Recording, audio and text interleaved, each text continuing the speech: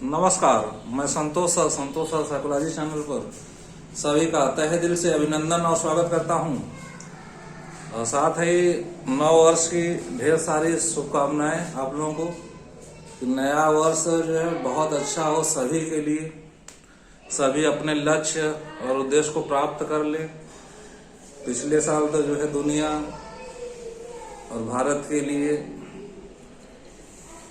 Corona का कहर था, दुखद ही रहा, लेकिन इस नए वर्ष के प्रारंभ से हम यही आशा करते हैं कि अगला वर्ष सभी के लिए जो है समस्त देशवासियों के लिए, साथ ही संपूर्ण विश्व के लिए अच्छा साबित हो, हर जगह अच्छा माहौल रहे जो है। और इस अवसर पर मैं सभी को शुभकामनाएं देना चाहता हूं कि जो भी शिक्षार्थी हैं, जो छात्र हैं, ठीक है, उनके लिए बहुत ही अच्छा हो, वो अपने लक्ष्य को प्राप्त कर सके जो है, और जरूर प्राप्त कर लेंगे आप लोग जो है। निरंतरता बनाए रखिएगा, धैर्य बनाए रखिएगा, तो लक्ष्य तो मिल ही जाता है। ठीक, इसका उदाहरण प्रत्यक्ष बहुत से लोग मिल जाएंगे आपके अगल बगल ही।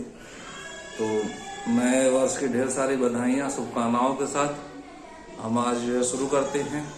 टेट का एक महत्वपूर्ण टॉपिक है, ठीक है, स्कूल ऑफ साइकोलॉजी, मनोविज्ञान के संप्रदाय। ठीक, ध्यान से पढ़िएगा, जो यहाँ से बहुत कुछ मिलेगा आप लोगों को। ठीक है, एक दूसरे से कनेक्ट करके पढ़ाया जा रहा है, बहुत से कंसेप्ट क्लियर होंगे, तो ध्यान से देखिएगा।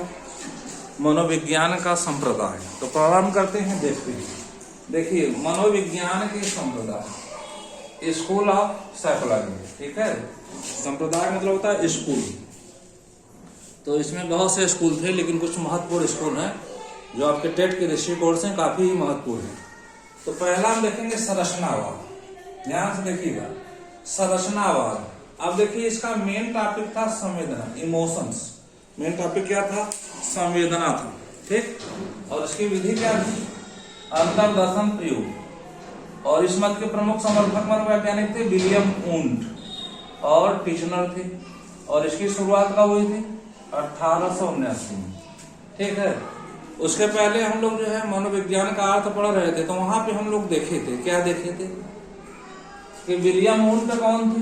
तो विलियम वुंड ने मनोविज्ञान की प्रथम प्रयोगशाला खोली थी 1879 में।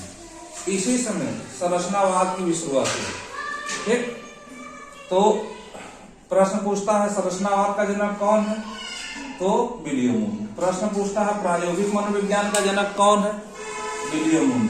प्रश्न पूछता है मनोविज्ञान की प्रथम प्रयोगशाला 1879 में लीप्जिग जर्मनी में किसने खोली थी? तो विलियम वुंड महोदय। अब स्ट्रक्चरलिज्म, संरचनावाद क्या होता है? ठीक है, तो अब जो है संरचना आदि मनोवैज्ञानिक, ठीक, यह कहते हैं कि मस्तिष्क क्या है? एक जटिल संप्रत्यय है, ठीक है, जो सरल तत्वों से मिलकर बना है। तो इसी को हम क्या कहते हैं? इसी को हम कहते हैं संरचनावाद। तो इसको मत भूलिएगा जो, ठीक है। और मनोविज्ञान की प्रथम प्रयोगशाला 1879 में खोली गई थी, और इसी समय जो है संरचनावाद की भी शुरुआत होती है। दूसरा क्या है? प्रकारवाद या कारवाद कहते हैं इसको, फंक्शनिज्म। ठीक है, फंक्शनिज्म यह किसका वर्णन करता है? यह व्यवहार का, ठीक है, व्यवहार अधिगम की बात करता है। किसकी बात करता है? व्यवहार अधिगम की बात करता है। और इसकी विधि क्या है? अंतर्दर्शन निरीक्षण विधि। ठीक है, अब ध्यान से देखिएगा। और जो है इसकी शुरुआत कब हुई थी? 1900 में। अब इस मत के प्रमुख मनोवैज्ञानिक थे विलियम जेम्स, जॉन लीवी और एंजल थे। ठीक है, इसको शुरुआत करने वाले कौन थे? विलियम जेम्स महोदय थे। प्रकारवाद क्या होता है? तो प्रकारवाद कहता है कि मस्तिष्क की संरचना को जानना, मस्तिष्क का निर्माण कैसे हुआ है उसको जानना जरूरी नहीं है। जरूरी किसको जानना है? कि हमारा मस्तिष्क किस प्रकार से कार्य करता है, या हमारा मस्तिष्क किस प्रकार से अधिगम करता है, ठीक है, या हमारा मस्तिष्क किस प्रकार से व्यवहार करता है। तो इसको जानना बहुत जरूरी है। ठीक, तो प्रकारवाद का जनक कौन है? तो विलियम जेम्स है। कौन है भाई? विलियम जेम्स है। अब देखिए विलियम जेम्स के बारे में आप लोग काफी कुछ जानते हैं।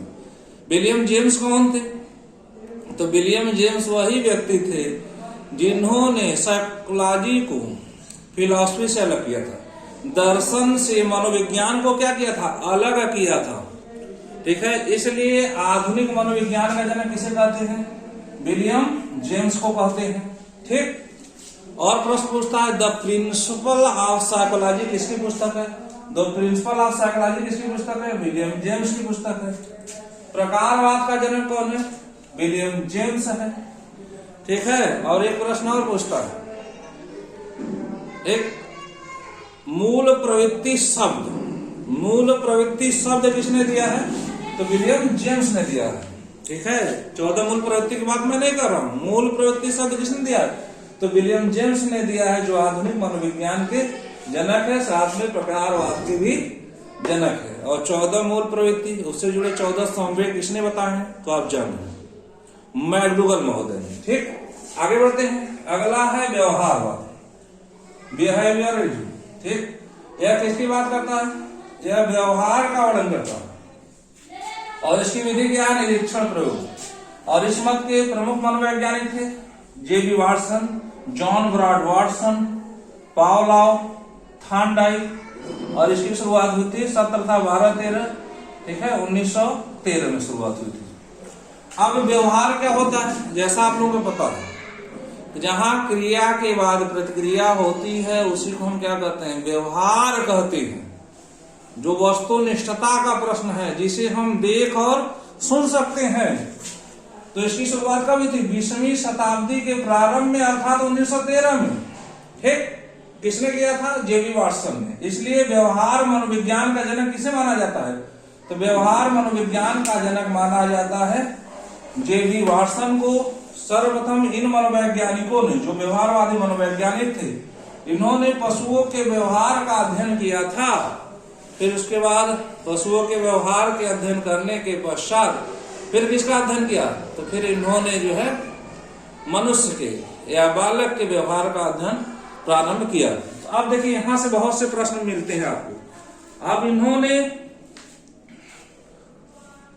ठीक है, अब इन्होंने जो है जेबी वाटसन को व्यवहार मनोविज्ञान का जनक माना जाता है।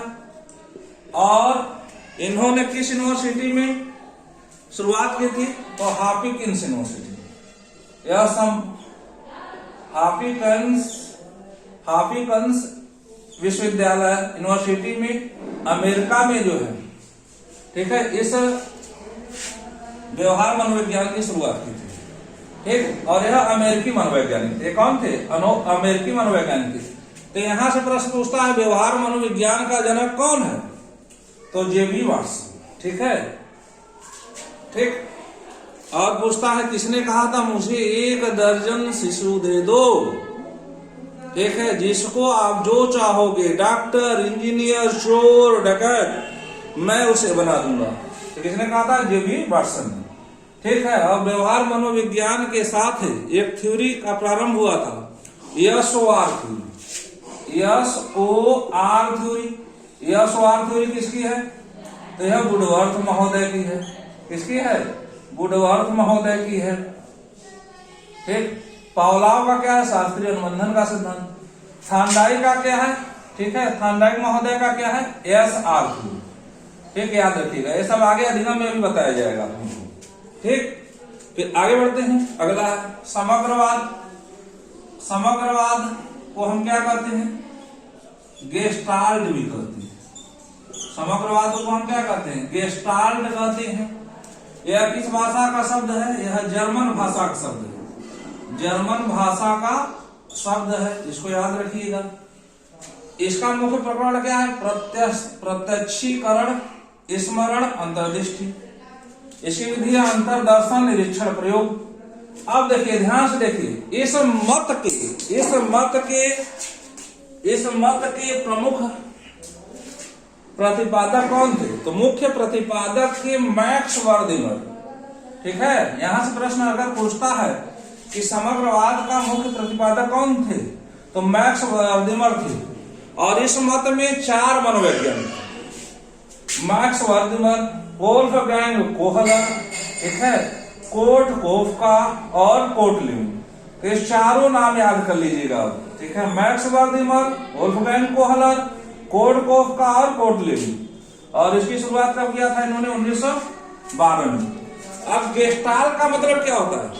गेस्टाल्ट का मतलब होता है समग्र, ठीक है, या जो है व्यवस्थित समग्र, व्यवस्थित समग्र, या होता है अवयवी, अवयवी, या होता है एज अ होल, ठीक, या जो है समग्र की बात करता है, संपूर्ण की बात करता है, ठीक है, पार्ट की बात नहीं करता है, अवयव की बात नहीं करता है, समग्र की बात करता है, ठीक। अब जो है कोहलर महोदय थे, इन्होंने एक प्रयोग किया था, सूज का सिद्धांत इन्होंने ही दिया था। तो कौन सा प्रयोग किया था? ठीक है, चिंपैंजी या बनमानुष पर, सुल्तान नामक बनमानुष पर प्रयोग किया था, ठीक है। और कौन सा सिद्धांत दिया था? अंतर्दृष्टि का या सूज का सिद्धांत, ठीक है। और सूज इन्होंने बताया क्या होता है। सूज जो है अचानक और आकस्मिक आती है और व्यक्ति अपनी समस्या का क्या करता है? समाधान कर लेता है। तो यहां से प्रश्न पूछता है अंतर्दृष्टि का सिद्धांत या सूज का सिद्धांत या इनसाइड थ्योरी किसकी है? तो वोल्फगैंग कोहलर की है। एक सिद्धांत है और पदार्थ सिद्धांत। पदार्थ सिद्धांत किसका है भाई? तो पदार्थ सिद्धांत है कोडकोफका का। और सिद्धांत है क्षेत्राधिगम का सिद्धांत। तो क्षेत्राधिगम का सिद्धांत किसने दिया था? तो क्षेत्राधिगम का सिद्धांत दिया था कोर्ट लेविन। अब देखिए यहां से कई प्रश्न बनते हैं। पूछता है गेस्टाल्ट किस भाषा का शब्द है? तो जर्मन भाषा का शब्द है। इस मत के कितने मनोवैज्ञानिक थे? 4 मनोवैज्ञानिक थे। और मैक्स वर्दिमर, वोल्फगैंग कोहलर, कोडकोफका और कोर्ट लेविन। सूज का सिद्धांत किसने दिया था? तो वोल्फगैंग कोहलर महोदय ने किया था। किस जानवर पर प्रयोग किया था? तो बनमानुष पर। क्या नाम था उसका? सुल्तान। ठीक है, ये समझ चीजें याद रखिएगा, आगे व्यवस्थित रखिए, पढ़ाया जाएगा आप लोगों को। अगला सिद्धांत है मनोविश्लेषणवाद। मनोविश्लेषणवाद, ठीक है, यह विनीत चिकित्सक थे। कहाँ के चिकित्सक थे? विनीत चिकित्सक थे, अर्थात वियना के चिकित्सक थे, डॉक्टर थे। और इन्होंने किशोर और किशोरियों पर काम करते समय इनका ध्यान कहाँ गया? जो है इनका ध्यान जो है मन के प्रकार पर गया। कहाँ पे गया? मन के प्रकार पर गया, ठीक है। और इसका मुख्य प्रकरण क्या था मनोविश्लेषणवादियों का? ठीक है, मनोविश्लेषणवाद के जनक कौन है? सिगमंड फ्रॉयड है, ठीक है। और इनका जो है मुख्य प्रकरण क्या था? अचेतना अवस्था। चेतना अवस्था नहीं, अचेतना अवस्था। और इनका जो है विधि थी परीक्षा निरीक्षण। परीक्षा का मतलब होता है क्यूरी करना, प्रश्न करना, ठीक है। 10-20 प्रश्न बना के उसको जो है दे दिया जाता है और लोगों के विचार जाने जाते हैं। और विचार को क्या रखा जाता है? गोपनीय रखा जाता है। तो परीक्षा निरीक्षण क्यूरी टेस्ट किया है। और इस मत के प्रमुख प्रतिपादक थे। ध्यान से देख लीजिएगा भाई, सीधे सीधे प्रश्न यहीं से मिलेगा। जो है मनोविश्लेषणवाद का जनक कौन है? सिगमंड फ्रॉयड है, ठीक है। और कौन कौन है इससे संबंधित? कार्ल युंग है या जुंग भी कहते हैं, और एडलर महोदय हैं। और इसकी शुरुआत कब हुई थी? 1900 में हुई थी, ठीक। यहाँ से सीधे सीधे प्रश्न पूछता है मनोविश्लेषणवाद का जनक कौन है? तो सिगमंड फ्रॉयड। इन्होंने किस पे ध्यान दिया? तो इन्होंने अचेतन अवस्था पर ध्यान दिया। थोड़ा सा इसको हम विस्तार से समझाते हैं, इसको आप लोग जो है नोट कर लीजिएगा, बहुत ही महत्वपूर्ण है।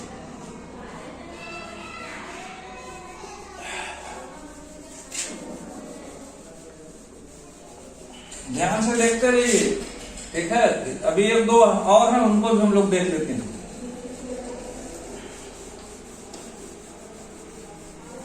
देखिए टेट बहुत आसान है, लेकिन पढ़ना ज्यादा है इसमें, ठीक है। सी टेट भी उससे आसान है, वहां पढ़ना कम है।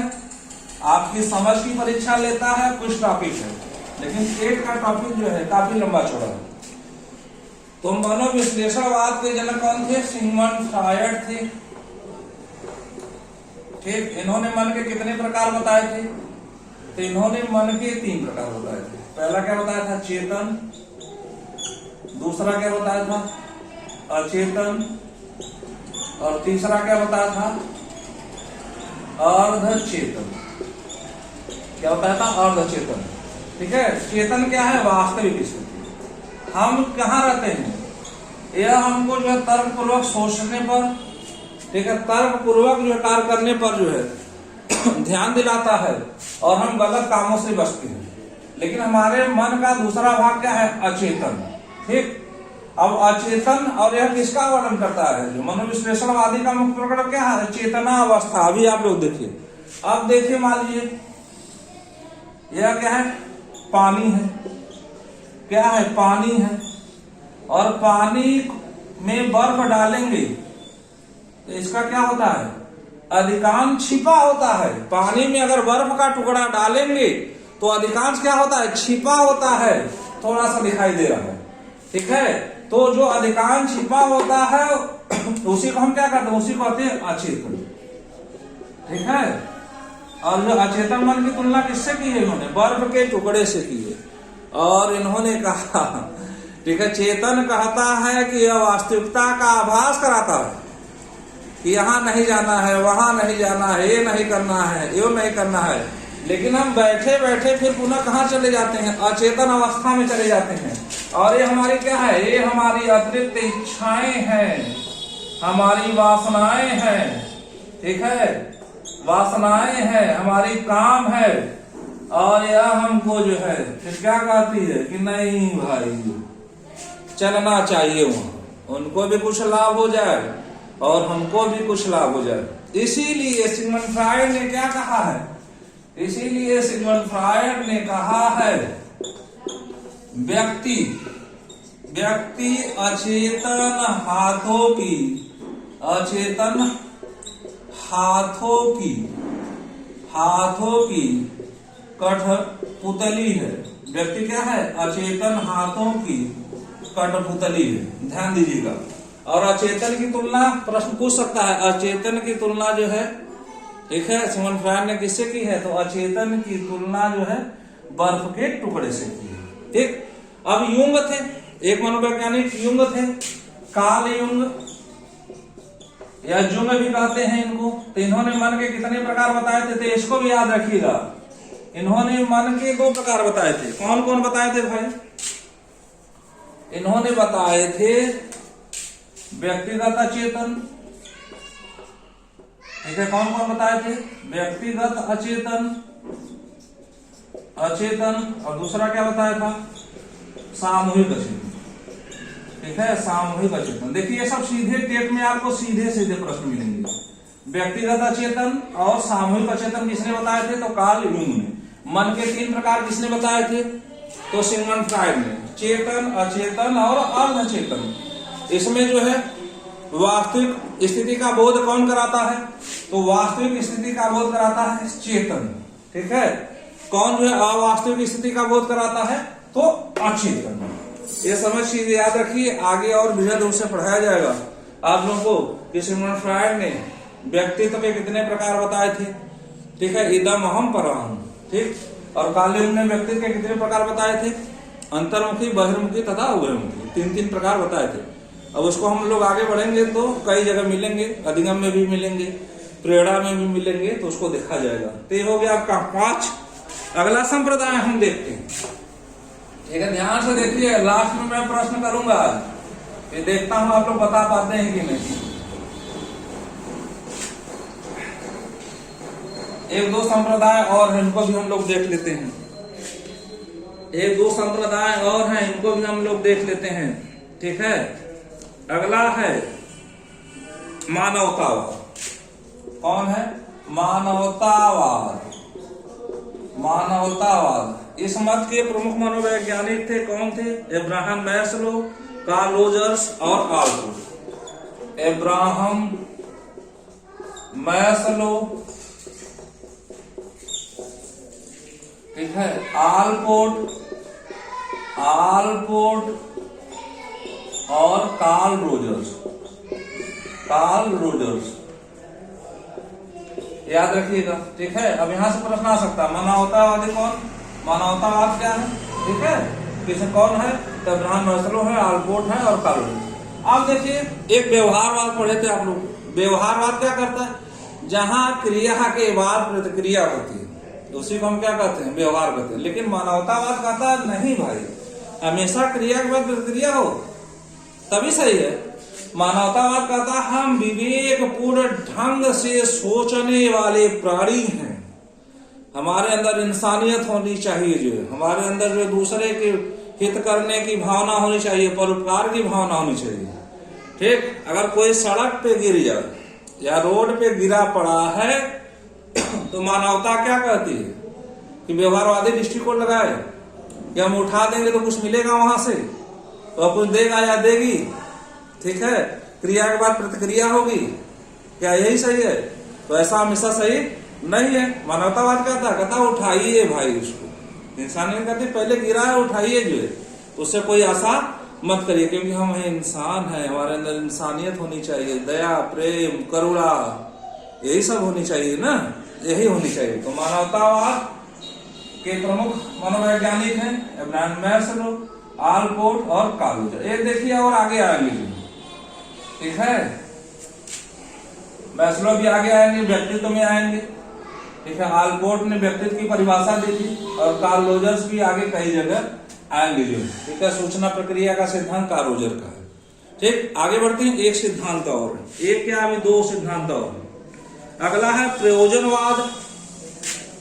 ठीक है, ये छठा हो गया। ये सातवां है प्रयोजनवाद या प्रेरकीवाद। प्रेरकीवाद। ठीक, अब देखिए सातवां हो गया। अब इस मत के प्रमुख मनोवैज्ञानिक थे, कौन थे? मैकडूगल थे। ठीक है, कौन थे? मैकडूगल थे। प्रेरकी। अब देखिए हम क्या है? इंसान, हम क्या है? मनुष्य हैं। ठीक है, अब जैसे आप लोग पढ़ रहे हैं एक लक्ष्य लेके कि टेट पास करना है, सुपर टेट पास करना है, और अंतिम लक्ष्य है कि शिक्षक बन जाना। ठीक, तो कहीं से जो है प्रेरणा मिलेगी, कहीं से प्रेरकी मिलेगा जो है, तभी आप आगे बढ़ेंगे ना। एक प्रयोजन क्या है आपका कि हमको शिक्षक बनना है। ठीक है, तो बिना मैकडूगल, ठीक है, इंग्लैंड के मनोवैज्ञानिक थे, इनका कहना था कि बिना प्रयोजन के, बिना लक्ष्य के, बिना उद्देश्य के व्यक्ति आगे नहीं बढ़ता है, और उसके लिए प्रेरणा बहुत जरूरी है।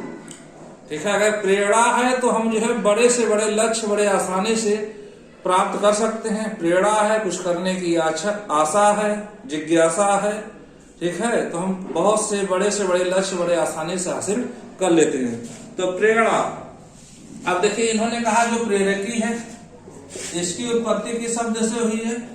हार्मिक शब्द से हुई है। किस शब्द से हुई है? हार्मिक शब्द से हुई है, जिसका अर्थ होता है, क्या होता है? प्रेरक। ठीक है, प्रेरकी,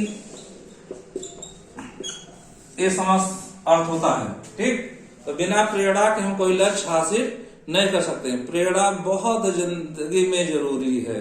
ठीक है, और यहाँ पे सकारात्मक नकारात्मक दोनों प्रकार के प्रेरक हमको मिलते हैं, लेकिन हमको सकारात्मक दृष्टिकोण रखते हुए निरंतर आगे बढ़ना है। और इसी संदर्भ में इन्होंने जो मैकडूगल महोदय ने अपने सिद्धांत के जरिए इन्होंने 14 मूल प्रवृत्ति का सिद्धांत दिया। 14 मूल प्रवृत्ति का सिद्धांत दिया। ठीक है, और 14 मूल प्रवृत्ति क्या होती? जो जन्म से हमको मिली होती। ठीक, जैसे भूख लगना क्या है? भूख जन्म से मिला है ना, निद्रा जन्म से मिला है ना, तो ये सब क्या होती है? मूल प्रवृत्तियां होती हैं। तो इन्होंने 14 मूल प्रवृत्ति बताया जो जन्म से मिला है, और एक एक मूल प्रवृत्ति के साथ एक एक क्या जुड़ा होता है? संवेग जुड़ा होता है। तो 14 मूल प्रवृत्ति के साथ 14 क्या जुड़े होते हैं? इमोशंस, संवेग जुड़े होती हैं। ठीक है, जैसे पलायन या भाग जाना क्या है? मूल प्रवृत्ति है। ठीक है, भागता क्यों है व्यक्ति? कौन सा संवेग उठेगा तब भाग जाएगा? तो डर। ठीक है, पलायन के साथ क्या जुड़ा हुआ है? पलायन मूल प्रवृत्ति है, उसके साथ जुड़ा क्या होता है? डर। डर देखिए सबको लगता है। तो इसी तरह इन्होंने 14 मूल प्रवृत्ति बताया और उससे जुड़े 14 संवेग। तो यहां से प्रश्न आ सकता है आपका कि मूल प्रवृत्तियों के साथ एक एक क्या जुड़ा होता है? संवेग। और वुडवर्थ ने क्या कहा था? मूल प्रवृत्ति क्रिया करने का बिना सीखा हुआ स्वरूप है, उसको हम क्या कहते हैं? मूल प्रवृत्ति। और वुडवर्ड ने कहा था संवेग क्या है, व्यक्ति की उत्तेजित दशा को संवेग बताया। तो याद रखिएगा जो है, ठीक है। प्रयोजन और प्रयोग की बात किसने की थी, मैक्डूगल ने। 14 मूल प्रवृत्ति और 14 संवेग किसने बताया, तो मैक्डूगल महोदय ने बताए थे। हाँ, सिगमंड फ्रायड मनोविश्लेषणवाद के जनक थे। उन्होंने भी 2 मूल प्रवृत्ति बताई थी। सिगमंड फ्रायड ने कितने मूल प्रवृत्तियां बताई थी, 2 बताई थी। कौन कौन बताया था, जीवन मूल प्रवृत्ति,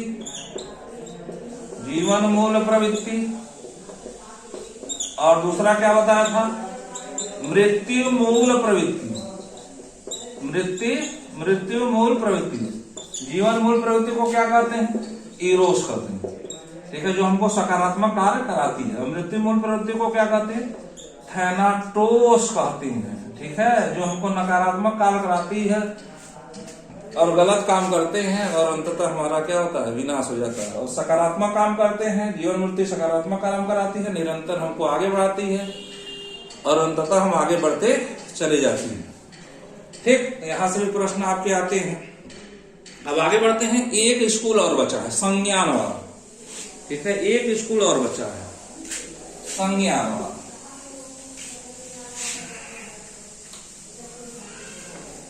संज्ञानवाद, कॉग्निटिव थ्योरी। अब देखिए संज्ञानवाद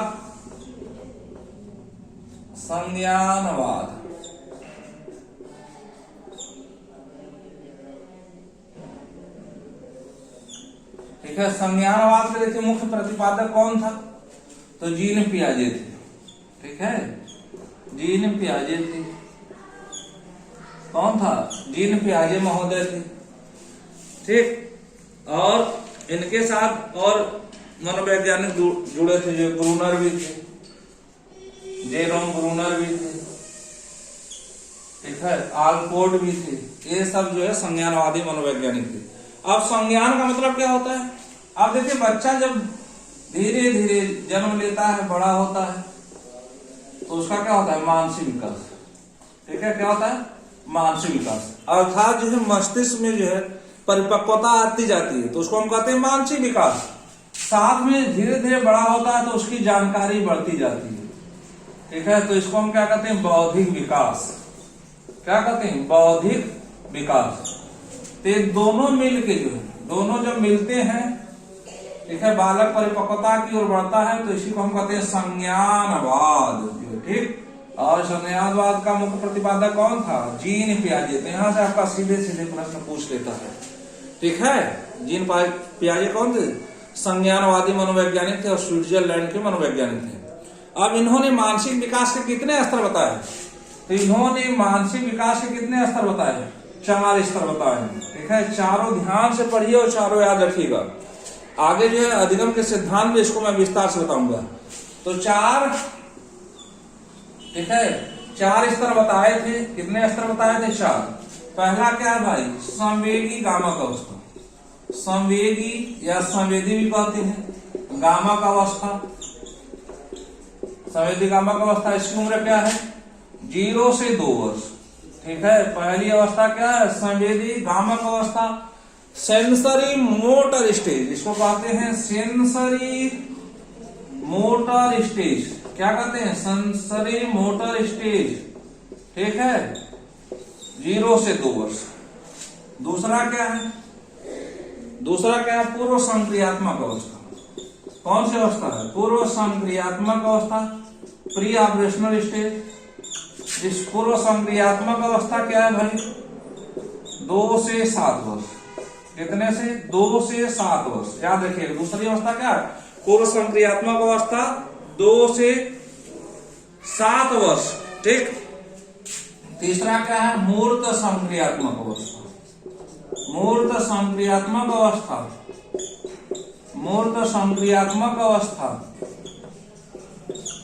इसको 2 भागों में बांटा गया, पूर्व संक्रियात्मक अवस्था को, ठीक है। पूर्व संक्रियात्मक काल और जो है आंतरिक चिंतन का काल, आगे बताया जाएगा आप लोगों को। तो तीसरा क्या, मूर्त संक्रियात्मक अवस्था 7 से 11 वर्ष। और चौथा क्या है, अमूर्त या अमूर्तया औपचारिक संक्रियात्मक अवस्था, अमूर्तया औपचारिक संक्रियात्मक अवस्था, अवस्था, ठीक है, 11 से 15 वर्ष। अब देखिए टेट में बहुत आसान प्रश्न आता है।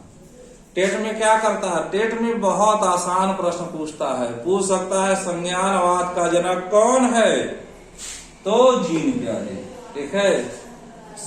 मानसिक विकास की कितनी अवस्था बताई है, तो 4 अवस्था, चारों दे देगा, क्रमबद्ध रूप से मिला लगाइए, तो चारों आपको याद होना चाहिए। संवेदीकामक अवस्था 0 से 2, दूसरी अवस्था क्या भाई, पूर्व संक्रियात्मक अवस्था 2 से 7, तीसरी अवस्था क्या, मूर्त संक्रियात्मक अवस्था 7 से 11, और चौथी अवस्था क्या, मूर्त औपचारिक संक्रियात्मक अवस्था 11 से 15। टेट में सीधे सीधे पूछ देता है, ठीक है। तो ये हो गए मनोविज्ञान के संप्रदाय, ध्यान से पढ़ लीजिएगा, ठीक है। मैं उम्मीद करता हूं कि आप लोगों को समझ में आएगा। चलिए कुछ प्रश्न हो जाए जल्दी जल्दी। तो बताइए आधुनिक मनोविज्ञान का जनक कौन, जिसने मनोविज्ञान को दर्शन से अलग किया, जल्दी बताइए। विलियम जेम्स हैं कि विलियम वुंट हैं, ठीक, तो आप बताएंगे विलियम जेम्स हैं, ठीक है। प्रकारवाद मनोविज्ञान का एक संप्रदाय है, कारवाद, प्रकारवाद या फंक्शनिज्म। उसकी शुरुआत किसने की थी, तो विलियम जेम्स ने की थी कि सिमन फ्रायड ने की थी कि विलियम वुंट ने की थी, ठीक है। तो प्रकारवाद की शुरुआत किसने की थी, विलियम जेम्स ने की थी। अब अगला प्रश्न बताइए, किसने जो मनोविज्ञान की प्रथम प्रयोगशाला 1879 में लिप्जिंग जर्मनी में स्थापित की, जिसे प्रायोगिक मनोविज्ञान का जनक अर्थात संरचनावाद का जनक कहा जाता है, कौन थे वह, ठीक है। विलियम वुंट थे, ठीक है, कि कौन थे, जेबी वाटसन थे। तो आप बताएंगे, क्या बताएंगे, विलियम वुंट महोदय थे। अगला प्रश्न पूछता है आपसे, मनोविश्लेषणवाद का जनक कौन है, तो मनोविश्लेषणवाद का जनक कौन है, तो सिगमंड फ्रायड है, ठीक है। अगला प्रश्न पूछता है, किसने कहा था मुझे 1 दर्जन बालक दे दो, उसको आप जो चाहोगे बना दूंगा, या 1 दर्जन नवजात शिशु दे दो, उसको जो चाहोगे बना दूंगा, डॉक्टर, इंजीनियर, चोर, डकैत इत्यादि। किसने कहा था भाई, तो उन्होंने ही कहा था, जिन्होंने हाफिकन्स विश्वविद्यालय में व्यवहार मनोविज्ञान की शुरुआत की थी।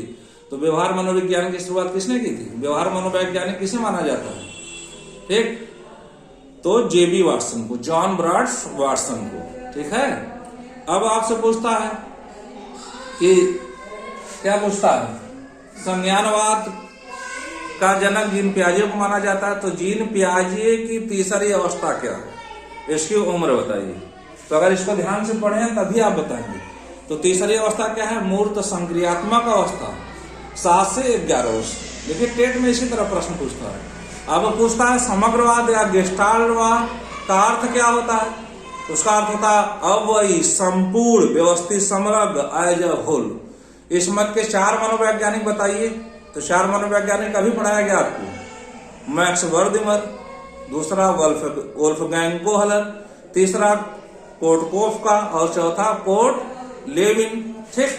अगर आपसे पूछता है अंतर्दृष्टि सिद्धांत या सूस का सिद्धांत या इनसाइट थ्योरी किसकी है, कोहलर की है कि कोहल वर्ग की है, ठीक है, तो कोहलर महोदय की है। अगर आपसे पूछता है नैतिक विकास का सिद्धांत किसका है, तो कोहल वर्ग का है, ठीक है। ध्यान से पढ़िए, जो है देखिए सब एक दूसरे से जो है कनेक्ट करके पढ़ाया जा रहा है, आपको कोई दिक्कत नहीं होगी, ठीक। आप बस पढ़ते रहिए, जो है मैं पूरा जो सिलेबस जो है टेट के परीक्षा के पहले आप लोगों का समाप्त करा दूंगा, साथ ही प्रैक्टिस भी कराऊंगा। बस सब एक दूसरे से लिंक है, अलग कुछ नहीं है। सब बार बार यही लोग मनोवैज्ञानिक जितने भी संप्रदाय मिले, सब बार बार आप लोगों को आगे मिलेंगे। चलिए ठीक है, फिर मिलते हैं अगली क्लास में, ठीक। फिर पुनः आप लोगों को जो है नए साल की ढेर सारी शुभकामनाएं, और जो है इस साल अपने लक्ष्य को जरूर प्राप्त कर लीजिएगा, और जरूर प्राप्त करेंगे, जो है मुझे उम्मीद और आशा है, विश्वास है। Thank you so much.